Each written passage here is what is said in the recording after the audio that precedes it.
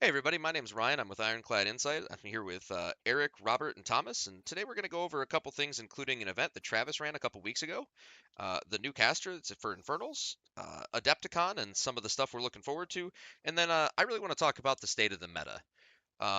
So we went to Travis's event a couple weeks back, and it was a pretty good turnout considering it was a small Milwaukee event. Again, still an IGQ, but not something that a bunch of people are traveling to. Eric, how'd your event go? Uh, One good. Uh, so I ended up going 3-2 overall. I ended up taking fifth overall in the event. Uh, Played Butcher 4 out of my 5 rounds. Yep, played him 4 out of my 5 rounds. I really like how he played. Just yeah, it was overall a very good event, and I was the person that had to beat the undefeated in round 4 in order to end the tournament early. And I failed everyone, so we had to go to a round 5. So I'm to blame. I am the problem. All Which right, Any even that's good. Okay. Were there any super notable games that you played, Eric, against anybody like that you wanted to just quick reference? Um, yeah, my last round, me versus Cam. So Cam was playing Grimkin, and he was playing Wanderer.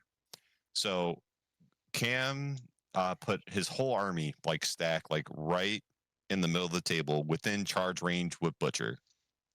I'm like, okay, I'm gonna go in, put Butcher on 10 plus blood quench tokens, and be basically unkillable. I go in, he has Starcrossed up. I roll the Starcross 3 or the Starcross 3 to miss. So then he popped his Ill Omens, which is the -1/-1. Mm-hmm. So then suddenly everything just got way worse on Butcher math with Starcrossed. Mm-hmm. So I ended up with only about 6 or 7 blood quench tokens. I killed his Clockatrice and his Skin and Moans, a good amount of his infantry, and I had back Butcher up and then build Fort Awesome around Butcher to try to mitigate some of the clapback that Cam was coming for me with. Cam was able to get his Nay Slayers onto me, and Butcher, I think, lived with about 6 boxes. Just he couldn't get his last Skin and Moans over just because of placement with some of his Dreadrots. And at that point, if he got the Skin and Moans in, I was like sweating bullets because I already popped all the focus to reduce the damage off the charging Nayslayers. I'm just like dabbing the sweat off my forehead as that's happening. how much how many dice off are Nayslayers into a 7 token? The House 7 armor piercings, 18 goes down to a 9. They're off 2 base. With 7 tokens, they'd be off 9. So you must have been rolling hot. Oh, he was. He was rolling pretty hot. Like, Spicy. yeah, like Butcher was close to dying. Yep. Rob, you did pretty well at the event. How'd yours go? I did do pretty well. I went 4-1. My only loss was to Old Umbry, to the guy who won it. I didn't notice that his Starved had Primal Rage up, and I shot it, and he Ooh. was able to walk it closer to my caster, and it was behind a cloud, so I couldn't really interact with it. And I had to basically sacrifice 2 jacks that turn to just not have my caster die, and he was playing Bowden, so even though I managed to still get 3 jacks onto his caster. No, Wow. 4 jacks onto his caster. So I got 4 jacks onto his caster.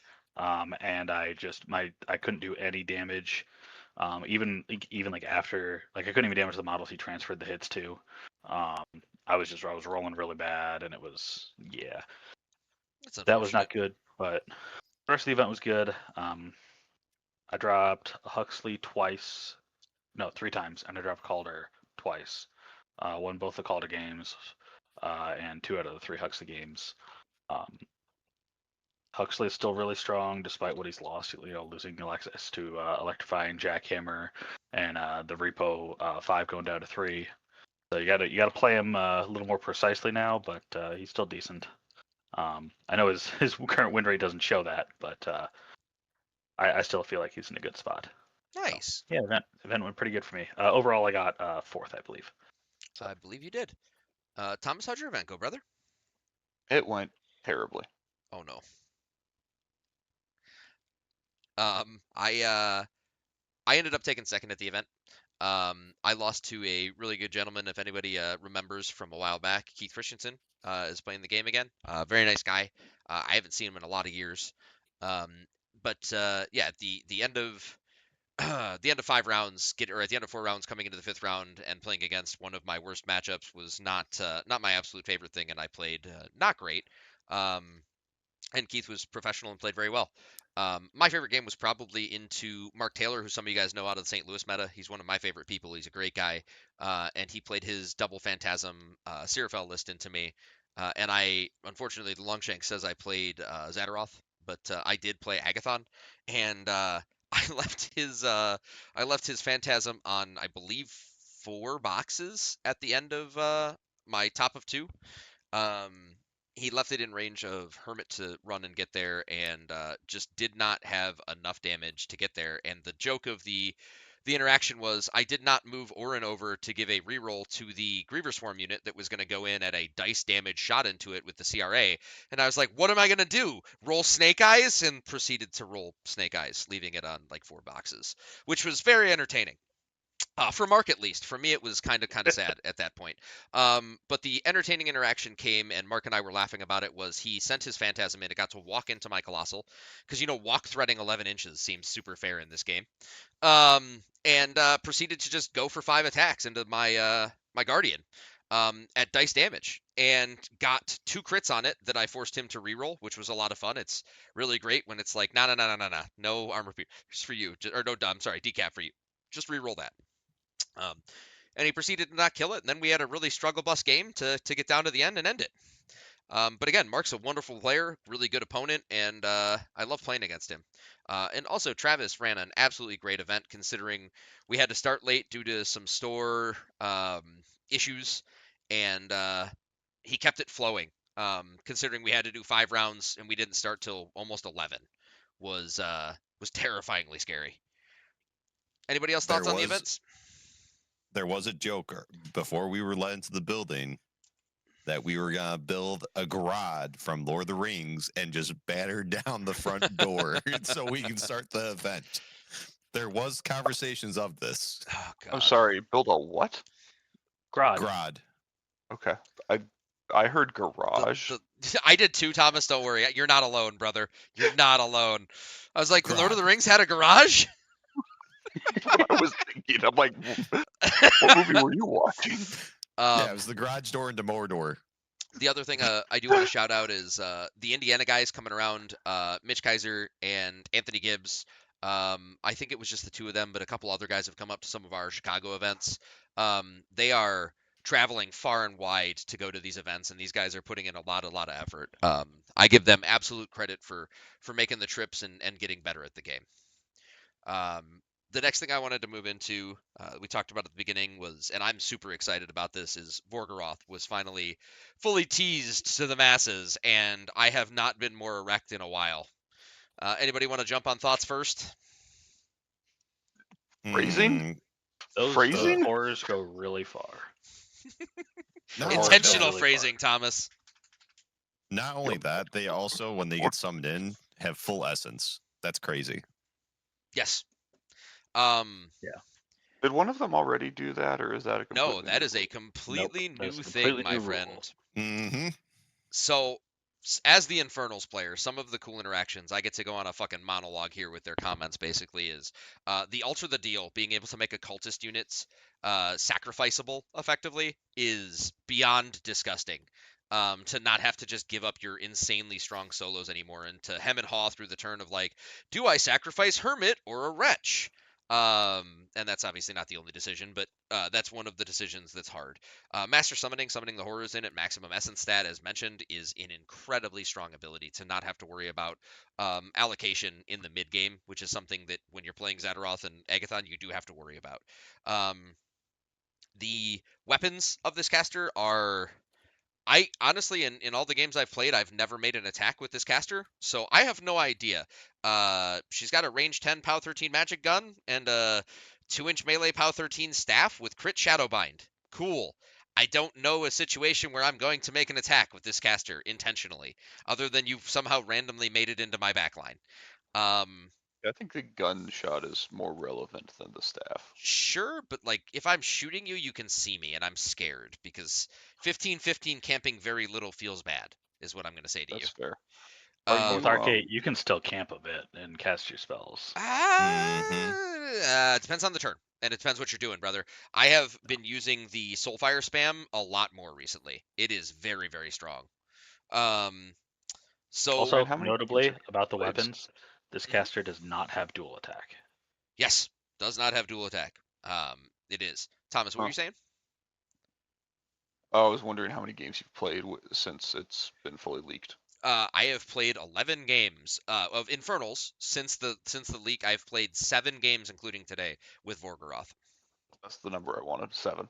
Yes, I've played 7 games with Vorgoroth. You madman. I am excited. Most of them have been into the testing slot that I am looking for this caster to fall into. It solves a incredibly bad matchup, or I shouldn't say bad, my opinion, bad matchup for our faction, which is the old Umbri matchup, because you can just out-threat them and giggle hysterically at them. Your snake going into their primeval kills their primeval unless it has a shield, and then you just throw a couple jackhammers its way. Which, speaking of jackhammer, let's talk about the spells. Um, we have Unstable Creation, which is what spell, Eric? Red line It's for Redline for horrors. horrors. That's legitimately what it is. Except it can't Notably, go on it a can't go 120. on the huges. Yep, which Yep. is why you are not playing a 120 with this caster, because I would definitely be playing a Guardian with this caster if Unstable Creation could go on it, because it turns out a 15-inch threading Colossal is a fun thing to have, but not Privateer Press, they're dead. Steamforge does not want me to No, have nice things. bad Um, Ryan. I You know. should feel bad. I should. Jackhammer is on the card. It's a strong ability. We all love it. We all know it. It's strong. It's really strong, especially when you can summon the model and then punch through the summoned model. There was a lot of hype on day one about the feat, which is a free summon. That you could place a model next to their caster and then auto hit with coil on the snake, which we'll talk about in a second. I don't think that as a decently good Infernal player, having talked to a good amount of other Infernal players, this is something that we're ever playing for. There's a 95% chance that on turn 1 or turn 2, you're just summoning extra heavy to create board pressure. But there is always the option to mid-game decide that you're going to summon a heavy next to their heavy, or if they put their caster in a bad spot, next to their caster, you run, you place, and then you jackhammer a couple times into their caster, and if you get it, you get it. So it is something that you need to be afraid of, but I don't think that it's going to be game breaking the way that people made it out to be in the discords the first couple days. Um, Obviously, still, we just mentioned, or I just mentioned, it has mobility. Mobility in faction is incredibly strong. Being able to give your horrors pathfinding is something that's not super available outside of like Omadamos feat and Ghost Walk and Zadaroth. Um, the Psychosurgery ability is really cool, but it doesn't come Wait, up wait, as. wait, wait, wait, wait. Sorry. I'm sorry that we don't consider that lots of access to Pathfinder. I mean, technically, neither one of those abilities give pathfinding, Thomas. If you want to, argue semantics with me. Oh, I'm sure. Okay, fine. Uh, you don't have things that ignore terrain? Yeah, I do. I definitely do. I said specifically pathfinding, sir. Sure. And on a broad scale like this, you do have to give out the Ghost Walk to get it, and Omadamos' feat is just a feat turn. So it's nice to be able to just turn in, turn out, be able to cast mobility, and ignore the terrain pieces you would like to ignore for the most part. Also, just a giant speed buff for your faction on even a walk and spray scale for the really miserable 13 inches that the Desolator usually is. The 15 becomes a big deal a lot of the time at denying board state. So Good. so that's ranged. Let's Yes. talk about the 16-inch threading freaking soul snake. Hang on, let me finish the other 2 spells, Eric, and then we'll go through that. The other 2 spells are less. One of them is less notable. Psychosurgery does not end up coming up a lot, but they're just because Infernal's heavies are so easy to remove, that usually repairing them is not or healing them is not something that you're going to do. But it is an interesting effect if you have a damaged heavy and you take some damage on your caster for not wanting to sacrifice a cultist model, that you can then cut to get your 4 essence back, or depending what you did the last turn. you can use Psychosurgery to heal both, which is very interesting. Soulfire being the last ability, which at the beginning of this model I was super not excited about, but realizing the potential of just machine gunning down a bunch of models is hilarious. If you have not read Soulfire edits, whenever you kill a enemy model is boxed by Soulfire, non-soulless I should say, you gain 1 Focus Furior Essence back on the model that casts the spell. So it's effectively a 1-cost POW 11 spell that you can arc through your Forebodar. And she has 8 Essence. So Ooh. she's also Arcane Attack 8. So you're just like that, unit of defense 13, arm 12 models, single box. I'm just going to kill them for the expenditure of 5 Essence. Cool. All right. Now, Eric, go ahead and walk through. Also, Eric, if you want to get serious, the snake can go 16 inches and threat 18 if you really want to get serious.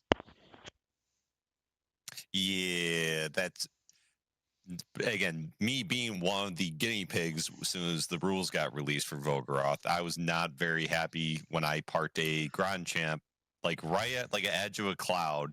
I'm like, all right, as soon as like he sends in his stuff, I should be able to clean this up. Here comes a freaking soul snake going over everything just to scalp out my Grand Champ and kills it easily. And I'm like, well, now I just lost that flank, so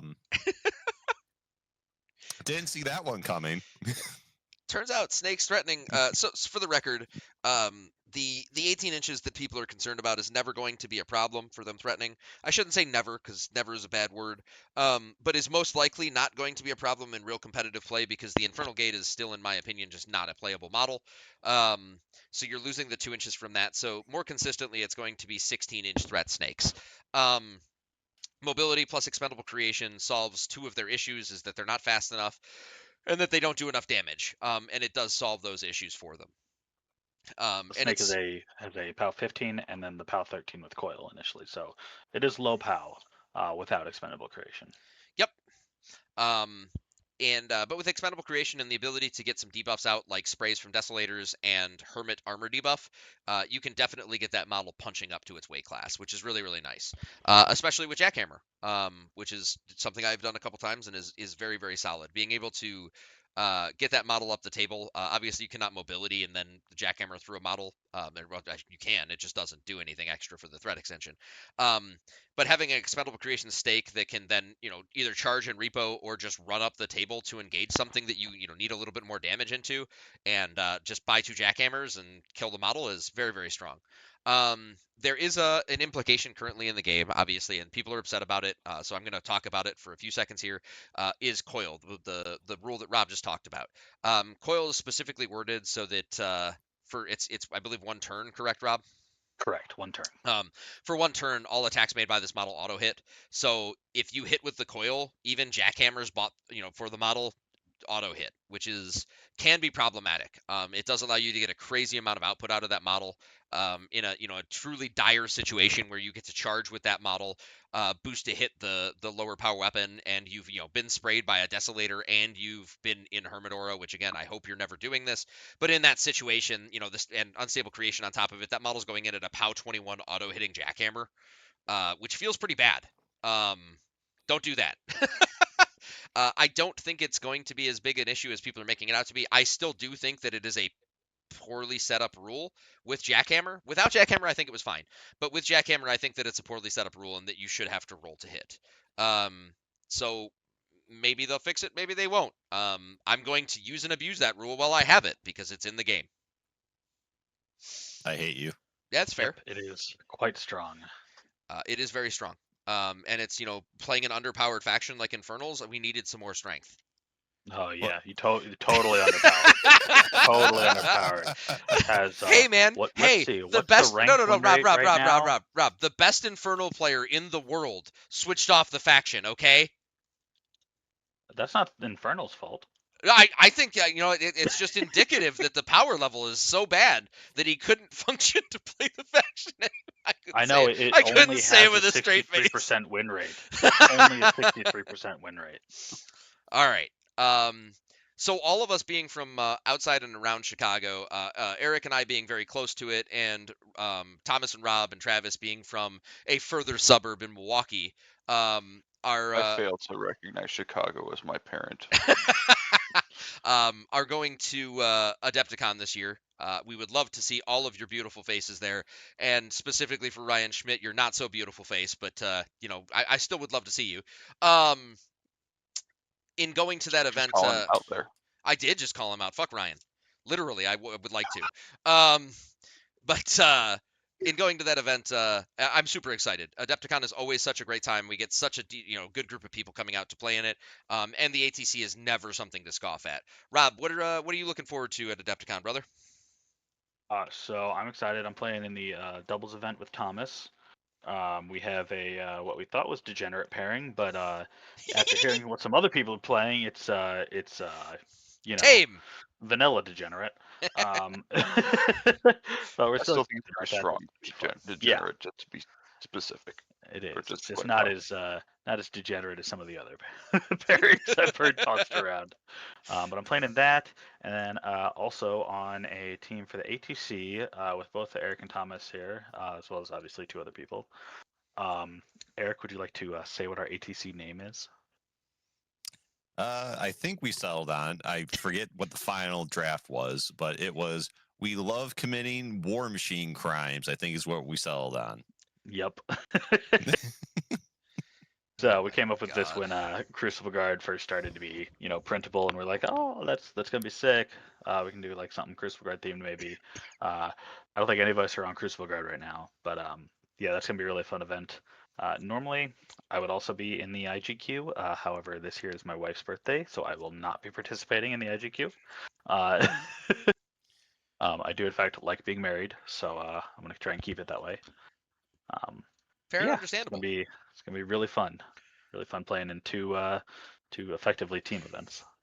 Thomas, just piggybacking off that because you're playing in most of the same stuff as Rob there. What are you looking forward to, brother?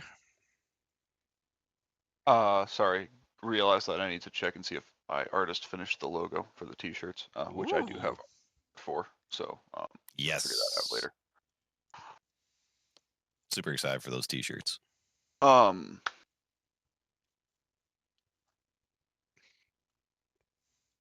Sorry, trying to think of where I was at sentence-wise. Brain. No problem. Blah, Brain blah, blah, hurty. blah. So doing both those team events with Robert, Mhm. and then also playing in the IGQ. Mhm. I have switched off of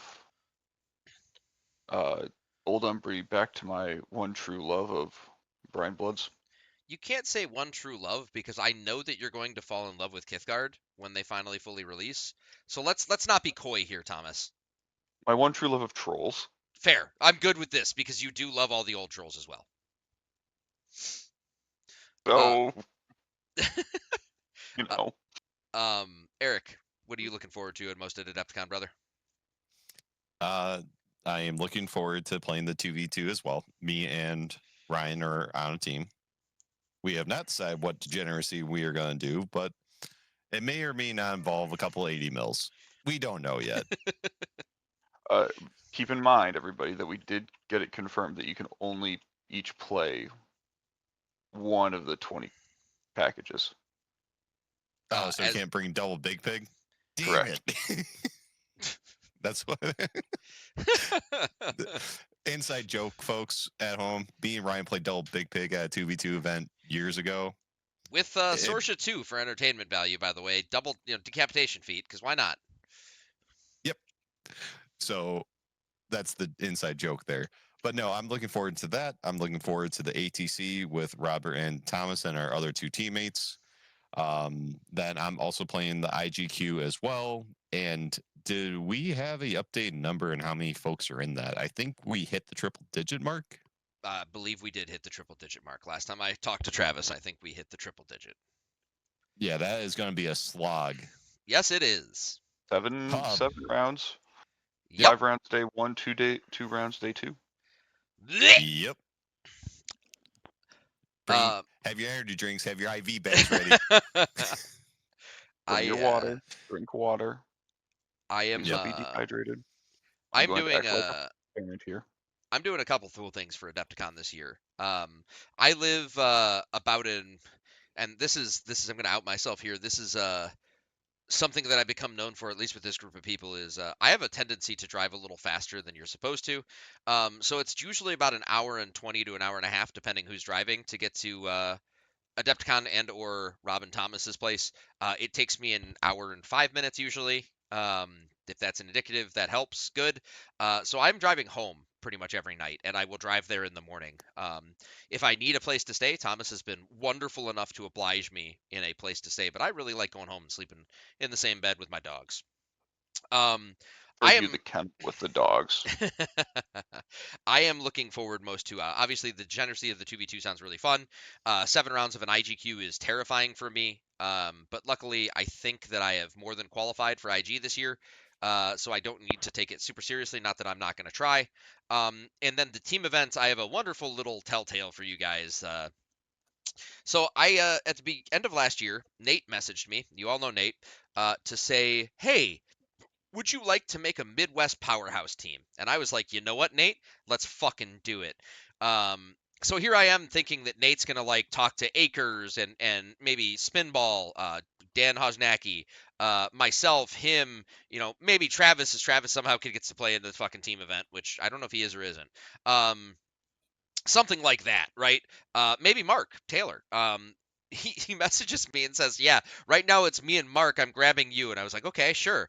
He messages me like 20 minutes later saying, "Hey, I got Peyton Priest to play with us." And I'm like, "I love Peyton. Peyton's a great guy. He's a really good player. But is Arkansas really the Midwest, Nate?" Nate's like, it's close enough. The last person the last person that Nate doesn't even mention to me after I made the joke about it that he's going to add to the team is I just see the group chat invites Eric Eicherman, who is Ike, and I'm like, wait a minute, wait a minute, wait a minute, whoa, whoa, whoa.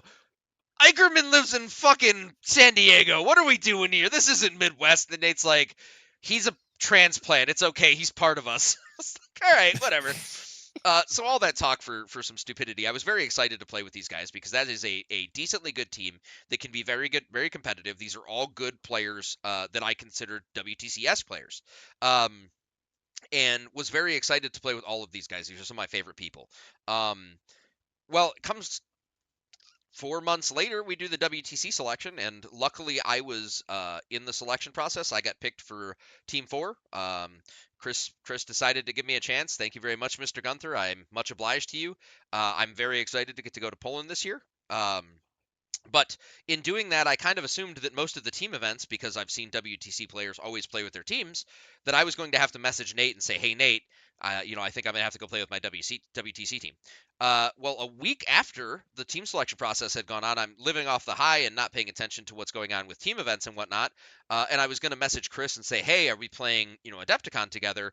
I get a message in the group chat from Nate saying, "Hey, it was fun playing with you guys, but I think that you guys are moving on. It was great. It was a great dream while it lasted." And I'm just sitting there like, what are we talking about? I don't Well, understand. hang on, pause. You forget that this message also was addressed to both you and Peyton. Yes, no, it was an added all three of us. I'm actually trying to find the fucking message right now. One sec. Do, do, do, do, do. Do, do, do, do. I can't. I don't know where it is. Damn it. Oh well.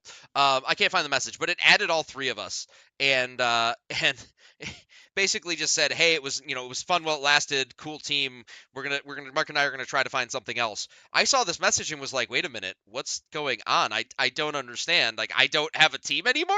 What the fuck?" So I reached out to Nate and I'm like, "Hey Nate, why am I being removed from my team? Me and Peyton and that, like, who said we're playing with our WTC teams?" And he's like, "Oh, Chris reached out to me last night and said you guys are playing with your WTC team." And I'm like, no one said word one to me. I'm very confused as to what's happening. So I messaged Chris, and Chris is like, "Oh yeah, I forgot to mention it to you. You're playing with us for ATC and Boker."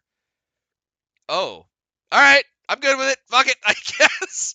So yeah, I'm playing with my WTC team for ATC, which is awesome. I'm very excited. My team is both of the Bevs, Andy and Erica. They're wonderful people. Chris Gunther, who I mentioned before, and Peyton Priest is on my team. That makes up our 5-man team. I am super excited for it. I think it's going to be great. Adepticon is always a lot of fun. I also get the added benefit of Mr. Mark Iwanok flying into, I think, Chicago, who's going to ride up with me, and then I'm going to drop him off with Adam Pricer, which, for the love of God, I can't think of a worse fucking matchup between the two of those guys getting together to drink. But I love both of them. They're wonderful people, but I think that's just going to feed off of each other. And what's up? I'm concerned. Yeah, I'm in danger. Yeah, it's fine. It'll be fine. Then I have on Sunday, I have the Buffalo Boys, who are actually driving over, coming to stay with me, which would be really nice. I think we're going to get to go get dinner, hang out for a bit, and then they'll get up on Monday and get out of here. So I think it's going to be a great time. Oh yeah, I forgot. So they're doing another keynotes at Adepticon this year, and they're doing it earlier, which is really, really nice. I know that I'm super excited because every time they do a keynote, they tease some stuff. That we're going to get some stuff. The last year's big announcement, in my mind at least, was obviously the 80 mils that they were adding. And I say last year at Lock and Load specifically, the 80 mils and Menoth. Thomas, do you have anything you're really looking forward to them maybe possibly announcing? I'm assuming we're gonna get the Ox box teased for Kithgard. I'm guessing. Okay. I'm excited to see if we get anything for Menoth. And before anybody says it, no, they will not be dinosaurs. Yay! No. I feel like Travis is gonna flip his lid. The meme will never die. Yes, it will. I'm going to kill it like a horse. All right. No. Other than that, Not with a meteor. I'm No. curious to see if we're gonna see if they're gonna talk about if there's gonna be new 80 mils for the armies that haven't gotten them yet. Ooh. I know they're trying to move. They're trying to move away from making everybody all the armies same. having like the Yeah. same sized bases, so they might not. But Yeah, Gravediggers, I fuck think you, it no would Colossal. be the primed place for them to be announced. I agree. Yeah, and speaking of gravediggers, somebody somewhat tricked China into spoiling that there's going to be an 80 mil gravedigger model. At some point, Oh, somebody yeah, said they're like, oh yeah, who said there's gonna be an 80 mil gravedigger model? And somebody said Jamie said that, and then China got all mad at Jamie. So somewhat confirmed, not actually confirmed though, that gravediggers is getting an 80 mil. So maybe we see that. Ooh, fancy. Rob, what are you hoping for? I mean, obviously the 80 mil that somebody spoiled. Yeah. I mean, I'm hoping we get like a surprise colossal reveal for gravediggers instead, because No. I know it's not going to happen, but I'm still No. hoping. No. And I'm also excited. Hopefully because Jamie said in one of their live streams that we got Fane coming out, and then we have Reaper Covenant is the second army that was in like the redacted in their timeline for this year. And so I'm hoping we get some news about them and like what they look like or anything like that. Nice. So yeah. Eric, so help me God, if you say fucking dinosaur riders, I'm fucking banning you. That's rude. Feeling spicy. Don't let the meme will never die. Now moving on to more serious things. So a couple things that I'm looking forward to maybe hearing at the keynote is an update on the press gamer program. Like, I know they mentioned it last Adepticon that they were looking on bringing that back. I'd love to see where they're at currently on that. Second, England. What times? England. Go to your room. Just go to your room right now. Continue, Eric. The reason why is because I'm trying to build up at my local store that I've been playing War Machine at years for, just a meta there, and me being a press gamer, that will definitely help with that. And I'm just curious to see what they do with that program. Another thing I'm looking forward to that Robert mentioned was possible Reaper Covenant spoilers. I would love to see some of the models, maybe like see their aesthetic. Like again, was there like little icon or logo spoiled yet, Robert? Do we know or not? I don't really? think so. I don't think we have any idea what it looks like. We know what the Fane of Nero one does because that was shown off I don't know when, but I know Yeah. I saw it on the screenshots Lock from and load. It was the lock and load. Gamma. Yeah, it was lock and load. So Yep. It was yeah, like, so we know what that one is, but I don't think we know what Reaper Covenant looks like.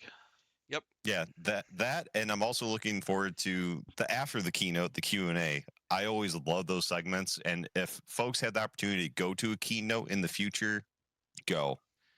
I love asking questions to the SFG staff that's on there. Always an awesome experience. I ooh. I Do you am. think we're going to hear about the second Crix army? That is where my head was going. Was when they were asked at lock and load. Nothing was really said, but when you would ask a privateer press member, they would point at their shirt in what to me appeared to be Satixis. Matt. It was Matt. Yes, appeared to be Satixis on his shirt, and I'm super excited for that. It feels we've got a little bit too much pirate going on in the game, in my opinion. So I'm really hoping that it's the more blood You take witchy, that back, sir. the more blood witchy version. I refuse. I'm hoping it's the more blood witchy and less of like pirate theme because I think we've gone too far at this point. Don't want another Black Fleet. Oh my god, please no. So And again, hear me out. Scar 4. but she's the the full entire boat. boat. Yeah, the full boat. Yes. Thomas has memed this before. It's going to be on a 240 base, guys. Aren't you excited for that? It'll be half the table. It's going to be beautiful. Kane No notes. Kane is now even more broken than he was before.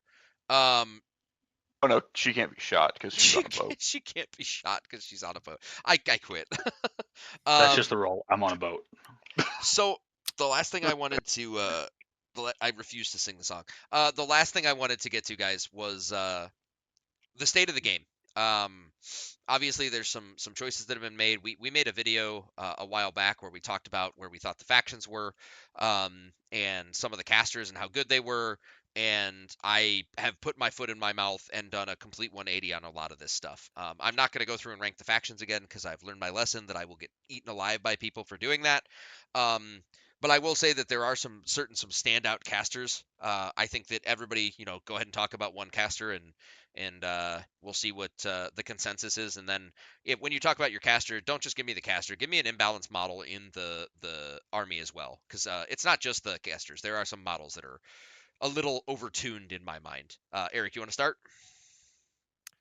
Sure. I'll go ahead and go with Baronova. Mm-hmm. And the reason being is a twofold problem that I see with her. The control range going up to 16 with her feet. Again, she can be pretty safe, like almost on the towing edge of the kill box and be fully interactive in the game still. Second, invocations. Her 3-cost spell, if I remember correctly, is only a 3-cost. It is 3-cost, yes, sir. Everything in the army gains science points on their attack rolls while within 16, which again, that bubble's huge at 16. Yep. And now in balanced model along with that, honestly, I would go ahead and say the shotgun shock troops is one. I was going to say Mastodon, but Mastodon should be able to produce results like that. But the shock troops with their sprays, signs of importance, both barrels, like they're going to hit most of what they want anyways. Mm-hmm. And they can put rerolls on them too. Mm-hmm. Uh-huh. So that, again, watch out for the Baronova. No invocations is for everything, because including melee. So if a Mastodon's in the list and the Mastodon gets on your caster, oh, it's only Mat 6, it'll be fine. Oh no. Signs of importance. Yep. What? Right, that's it for me. No. What is there a model in the army you think that is a little imbalanced at the moment, Eric? I would say not at this time. I think it's because the combo with Baronova, a couple miles in the army can go over the top with. I'm going to throw one in there for you because I've had some really bad interactions with the Winter Guard infantry, the change that they made to the human wave. The human wave, the recursion effect on the standard. It is decently difficult to remove that standard with the distance that they stand at, with the amount of take-up that they have. And then you're just like, I'll just bring them back, boys, for no cost to yourself. It's not a mini feat. It's nothing like that. It's legitimately just every turn. It's like, next 3 up here. Come on. Yeah, there notably, should be a cap they on can't. that. notably they can't move or attack the turn that they return. So But what can they do, like they are Rob? They just can fodder. still fucking take up. They can. All right, Rob, you moved on. What do you got? What do you think the next caster we should talk about is You've for? moved on. I mean, I know what you're trying to get me to say, but I'm leaving that one for you. Okay. I think that. So I don't think this caster is busted, but I think this specific model combo is, and I think it's Helith with the Phantasm. Because Fire Group makes its guns threaten basically the whole table after turn 1. It threatens 22 inches on its longest gun.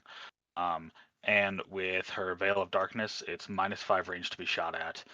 And if it's setting on 3 focus, it's def 13, which is insanely high for a Colossal. Only against melee, but like that's still insanely high for a Colossal.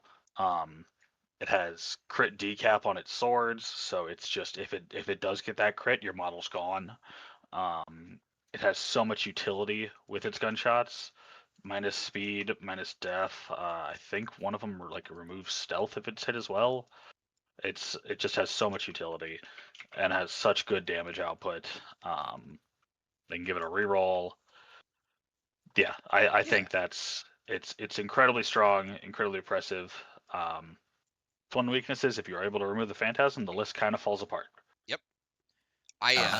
I definitely think you're right with the Phantasm, and that not just with her, but with almost every caster in that faction, it feels like a really, really strong model. The ability to walk and thread 11 inches in Seraphel is really, really dumb, and to get it to even higher defensive numbers with a defensive feat creates the same issue, or not the same issue, but an alternate issue for Helith that is equally a bad problem. But I do think that Helith with that feat is meta defining at this point.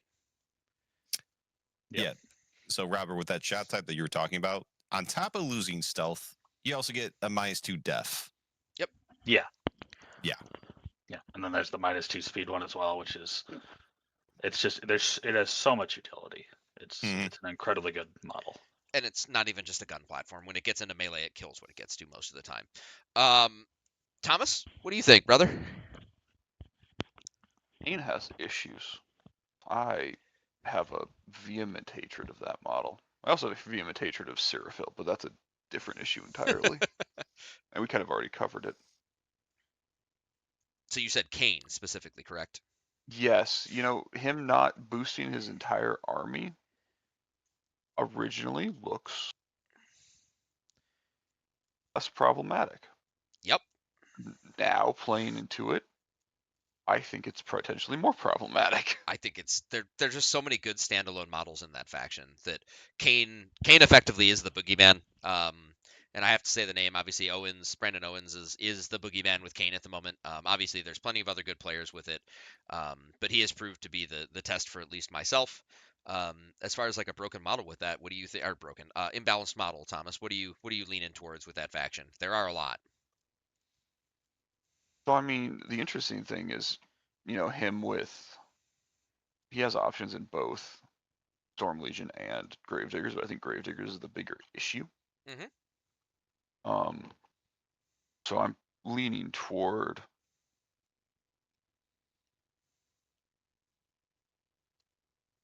heavy machine gun crew. Oh my God, I could rant on that model for 20 minutes. The amount of rules for 3 points on that model. Go ahead, Thomas. I'm sorry. Valiants are also pretty solid with him. Mhm. You are Talking correct. about the right model, right? Yes. Yep. Yeah. Yeah, Kane is problematic. He is the boogeyman of the meta currently. He is what's helping define it as a shooting meta. I'll round out the shooting meta casters here because we already talked about Helith. We already talked about Kane. I think that Kishtar can be a problem, but I think that's one is more solvable. I'm going to go with Lilith. I think Lilith provides a really interesting interaction for the game, and that she creates problem matchups for a lot of the other gun casters, which is really good. I'm very excited by this because I think it helps limit. I also think Firequill helps limit some of the damage output of casters like Kane, Helith, and Kishtar. It kind of it reins them in with their own version of guns. Lilith just skirmishes really, really well with her own guns, and a decently high enough defense army that you somewhat struggle to poke into them the way that you can other factions. And then the quote unquote broken model for Chimera is I am so frustratingly disgusted. Even though they just nerfed it, Pythia is still just so good. As a 3-point solo that's 14/14 with 5 boxes that you're going to keep alive, that just gives you a free channeler at that cheap of a point cost that's decently hard to kill. It's got arcane assist, so you get to upkeep a spell. She's got repo, set defense, steady, flight, and dispel on her weapon. I mean, at least she lost guided, so it's not just literally a dispel when I get to you. You actually have to hit with it, but she's still mat 6. It's not like she's missing a lot. Um, it's just such a good model, and it's so frustrating every time I see it on the table of just like, well, I gotta find a way to kill Pythia. That was my favorite model ever to just blow up. Last year we were at Eau Claire, and my opponent was playing Rassic and Feated. So I ran Sully right next to her. God. Yep. He's like, I take the free attack. I'm like, he's like, I auto hit. Okay. Blow up. Next. Ooh, what does this button do? Boom. Yeah, no, I just can't. I shouldn't say can't stand. I really enjoy playing into Chimera. It creates really fun matchups. As an Infernal player, it's fun to play against. It's more interactive than most of the other factions can be.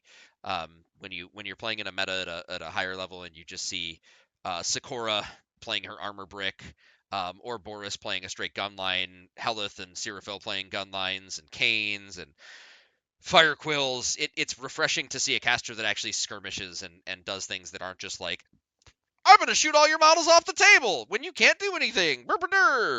So no, it's I cast gun. Yes, I cast gun. Anybody else got some ending notes before we get out of here? Ahead, I just want to talk about a couple things. One, if you haven't yet, check out the new Minority Report episode that Damon and I got to talk about Brine Bloods for about an hour and a half on. Ooh, fancy. And we saw the, what is it called? The expansion box for Kithgard? Core expansion. Yep. Yeah. Is that what it's called now? Yeah. Yeah, core. Okay. They changed names and I stopped paying attention. Yep. The medics, the 30 mil. They are adorable. Are the most adorable support unit I have seen in a while. With the little guy running and with the medic bag behind him. I'm kind of in love with these things. I don't know if how often they're going to be on the table, but That's they're fair. adorable. Eric, I love them for it. You want to give James and Mike some love? Ooh. Me? Yeah. I gave him some love last episode. What I was going to plug Thomas for his Minority Report episode he did with Damon and Terrence, which I listened to today. It was awesome. I love listening to everything that you guys had talked about on that. You liked the rat number I came to? Yes. Again, I'm not going to spoil that, so go listen to that episode that they came out with. But yeah, that was very entertaining. No, I just wanted to actually give a shout out to the SFG team because at Lock and Load last year, Jamie and China were kind enough to ask, like, hey, do you want to do Q&A for your reactions to the keynote? And I'm like, yeah, sure. So initially, I was standing. China told me, hey, you're a little bit tall. Can you sit on this chair, please? And so we do the interview. And again, months later, I'm like, I wonder whatever happened with that. And then they dropped their trailer for Lock and Load EU. And within the first couple seconds, they're showing footage of Lock and Load in the US. And there I am right there. So I'm happy to see that I made it onto the trailer. It was a lovely time. I love chatting with them about it. And yeah, it was awesome. Made it, Dad. Yeah. All right, guys. I'm going to go ahead and clean it up here. My name's Ryan. I was here with Eric Rydberg, Rob Brennan, and the Zale Crow himself, Thomas Bance. We're Ironclad Insights, and we're signing off. Have a great night.